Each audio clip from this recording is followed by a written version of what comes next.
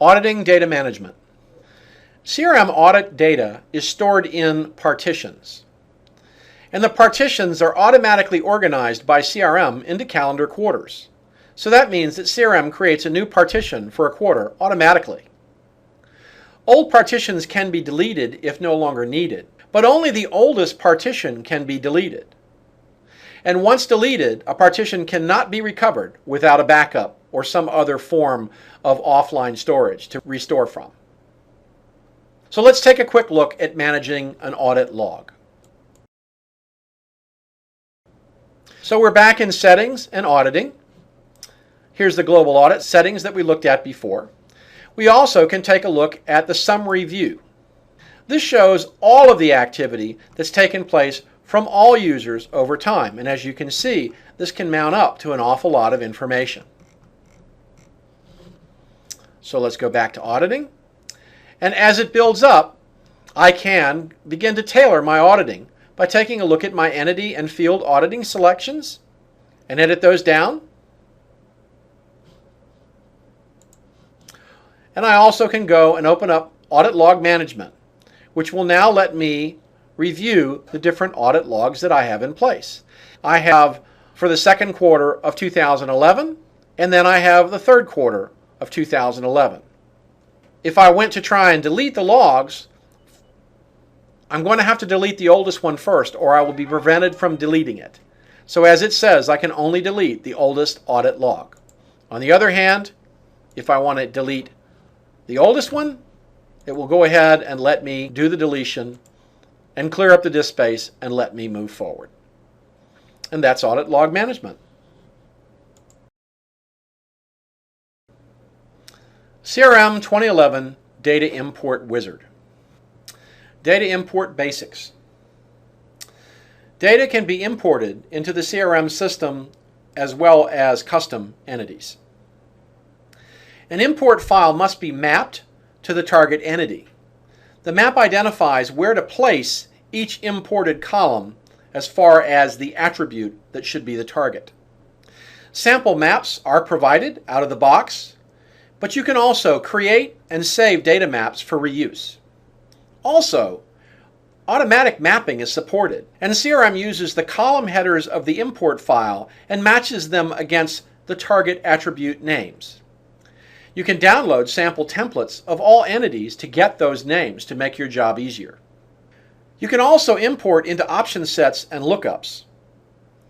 Templates greatly facilitate this type of import, especially on the option sets, and should be seriously considered when there are option sets in an import.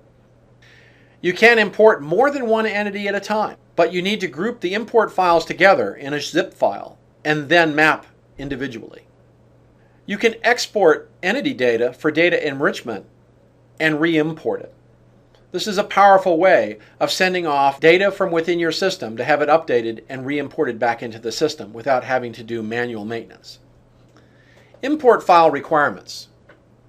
The Import Wizard supports several file types, including an XML spreadsheet 2003 format .xml, comma-separated values .csv, text files .txt, and compressed or zip files .zips. There's one file per import, so if you need to import multiple files, you'll combine each entity file into a single zip file and then upload the zip file rather than the individual files. But that's covered in the next slide. You must import all business required columns. And also, there's a maximum of 8 megabytes per entity file. So if the amount of data that you're importing is greater than that, you will need to break it into separate files for import. Multiple entity import file requirements. To import multiple entities simultaneously, all import files must be combined into a single zip file. Each entity import file in the zip must be the same file type, and you can choose between XML spreadsheet, comma-separated values, or text files. If you're importing linked data files, this requires a common key field. For example, if you want to import accounts and related contacts, then the account must have a unique ID field in the account import file, but the contact must also have the same unique account ID to be able to cause it to link back to the account when it's imported. And you must import all business required columns as you would in a single file import. You're still restricted to 8 megabytes per entity file, but in addition to that, it's a maximum of 32 megabytes for the zip file. Now there's data maps provided out of the box with CRM 2011. They include automatic mapping, which is the default, generic and account data, Business Contact Manager 2010 formats, and 3 formats that support Salesforce.com. The contact and account report export, a full data export if your Salesforce.com deployment supports that, or a single report format. Downloading sample templates. Sample import templates can be exported from any entity, and it is a recommended best practice because it will make your job much easier. This can be initiated from a ribbon over an entity view. As you can see to the right, you click on Import Data, the lower tab, and then select Download Template for import. We also can go to Settings, Data Management, Templates for Data Import. Templates include all data fields with column headers, making it easy for you to identify how things should be mapped. Required field names are highlighted in bold to make sure that you know what you absolutely must fulfill before the import will succeed. And hovering over a particular cell shows the details of the column to make it easier to figure out what kind of information should go there. And option sets show a list of valid values, and input is restricted to those valid values. Importing accounts and contacts. In this example, I've gone to Settings and Data Management to start an import job, so I'll now click on Imports. I have previously created a zip file containing accounts and contacts, so I will now attempt to import that now. So first I click on the Import Data icon and browse for my file name, which I've placed on my desktop.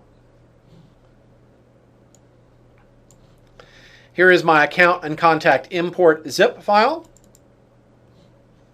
and I will click Next. Now that it's uploaded that file, it's noticed that the zip file actually contains 2 files, the account import and the contacts import. I can click Next, and the first thing it's going to want me to do is to choose a sample map. I'm just going to go ahead and do default or automatic mapping and then change the map as I move forward.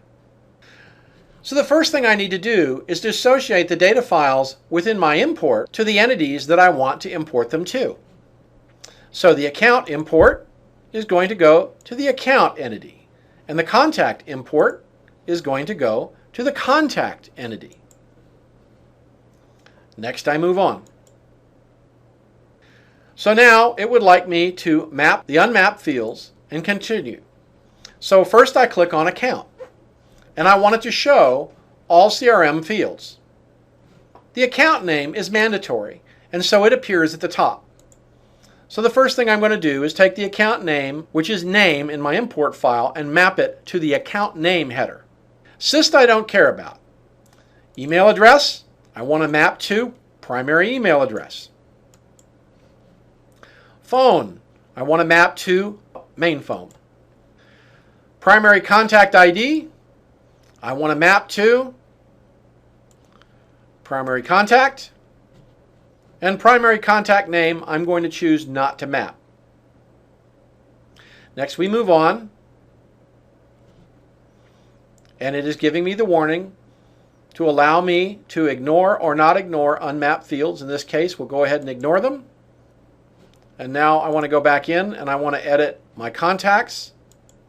We'll put name into last name. We'll map email address, which on the contact is also known as email. And for the parent, we'll come down to parent customer, which is a lookup. And the related record type is an account. And I want to use the account name as the lookup. And click OK. And then finally phone will map to business phone. and click Next. And we'll ignore these unmapped fields. And we'll go ahead and move on. So we can choose to allow or disallow duplicates. This will use the duplicate detection settings that are already configured in CRM. I also can select an owner for the imported records, and then finally I can save this data map. This will be an account contact demo map. And I can then submit. I've now submitted my data import job, which is off running in batch. And if you'll notice, it actually is treating it as two jobs, which have been out there and have submitted, and I can monitor the status from here. This will run for a while, and after it finishes processing, I can review error messages. I also have a few other options that I can do as well. I've now drilled down into one of my imports to take a look at what my options are. This will give me the status of all the records in my import and allow me to see other information. As you can see, I have 0 successes, 0 partial failures, 14 failures for a total of 14 records processed. Had I had a successful import, which by the way was prevented because these are all duplicate data, I also would be able to reverse my import, and by coming back to the batch job and selecting delete, I would be able to remove all records imported to this entity during this import, which allows me to back out an import that did not go successfully. This is a great tool when you're testing your data conversions and you find that you miss something when you test it with a live data set. And that's the import wizard. You also can do more sophisticated imports from within the SDK, and you should check out topics in the SDK about data import. CRM 2011 resources. As always, the SDK is one of the best places to find volumes of information about CRM. A number of the topics in this are highly documented in the SDK, and I would suggest that as the primary reference for anything you might want to do here. You'll also find Working with Microsoft Dynamics CRM 2011 on Microsoft Press and Microsoft Dynamics CRM 2011 Administration Bible on Wiley to be very helpful. Under blogs and forums, the Microsoft CRM team blog is great, and your questions can usually be answered by someone else's question earlier done in one of the CRM forums, so I strongly recommend that you check it out there. I hope you found this segment helpful. I'm Steve No. Have a great day.